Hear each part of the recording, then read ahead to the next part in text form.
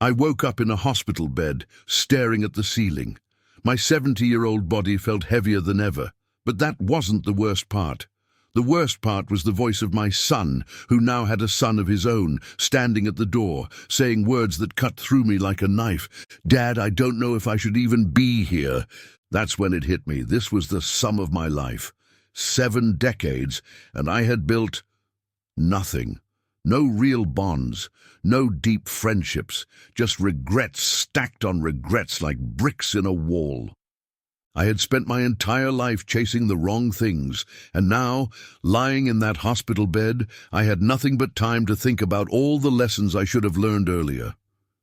I had time, but not the kind you want, not the kind you can use, just the kind that stretches out, cold and empty, reminding you of everything you lost. I now and regretfully realize that time is a loan, not a gift. If I could talk to my 20-year-old self, I'd grab him by the collar and say, "You think you have time, don't you? That's the biggest scam life sells you. You think you'll have time for your dreams, time for your family, time to make things right. But here's the truth. Time is not a gift. It's a loan. And one day, life comes knocking, asking for it all back, with interest. I worked 16-hour days thinking I was building a future. Turns out all I was doing was collecting years in an empty jar. I missed my son's first steps. I missed my wife's birthdays. I missed being there for my friends when they needed me.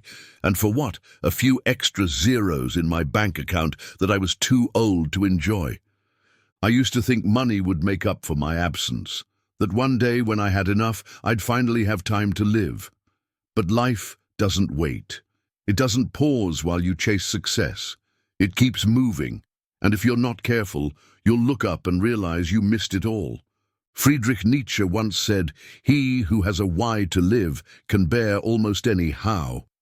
But what if you never find your why? What if you spend your whole life chasing something that, in the end, doesn't matter? I have also realized that people remember how you made them feel, not what you gave them. I thought providing was enough. I thought buying my son the best toys made me a good father. I thought paying for my wife's vacations meant I was a good husband. But now my son can barely look me in the eyes. My wife left years ago. Turns out, people don't remember what you give them. They remember how you made them feel. And I made them feel absent. Epicurus, the ancient philosopher, believed happiness wasn't about wealth or luxury. It was about simple joys, good conversations, laughter, the warmth of friendship. I laughed at that idea when I was younger. Now, it's the only thing I wish I had. You can't buy love, you can't buy respect, you can't buy the warmth of someone sitting with you in silence, just happy to be there.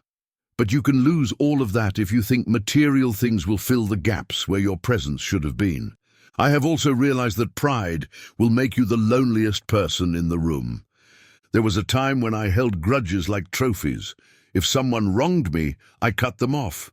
If my ego was bruised, I made sure they knew it. Now, I just wish I had picked up the phone. I lost my best friend over a stupid argument about money. Never spoke again. He died last year.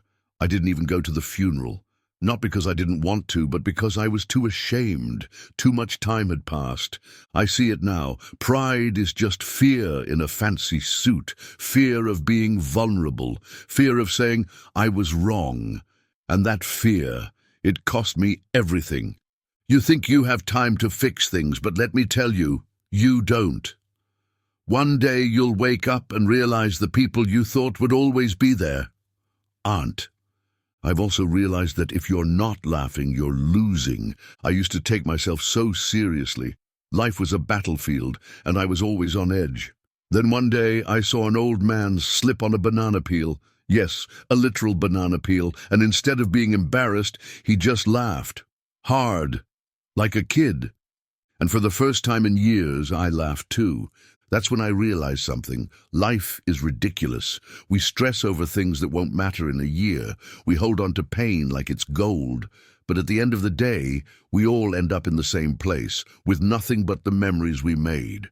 So why not make them good ones? We're all walking toward the same finish line. The only difference is how much we enjoy the walk. My final warning to you.